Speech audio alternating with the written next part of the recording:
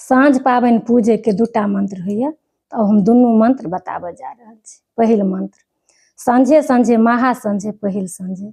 ई साँझ पाबनि पूज ककरा देल? जायके देल। जायके देने की हैत? 7 जन्म अइहब 7 जन्म सहिहब, सीता सनक सती गंगा सनक पवित्री, नमस्ते नमस्ते नमस्ते 3 बेर। और दोसर मंत्र, उत्तरायण छी दक्षिणायन छी जीव छी जान छी लौक थौक थान छी। ई साँझ पाबनि पूज ककरा देल? जायके देल। जायके देने की हैत? 7 जन्म अइहब 7 जन्म सहिहब, सीता सनक सती गंगा सनक पवित्री, नमस्ते नमस्ते नमस्ते 3 बेर।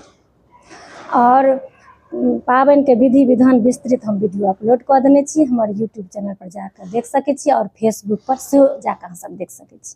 तो सब गोटा के साँझ भतरेस पाबनि के बहुत बहुत शुभकामना, बहुत बहुत बधाई। चलू मिलै छी बहुत जल्दी अगला वीडियो में, ताबत तक ले सब गोटे के जय सिया राम, जय मिथिला धाम।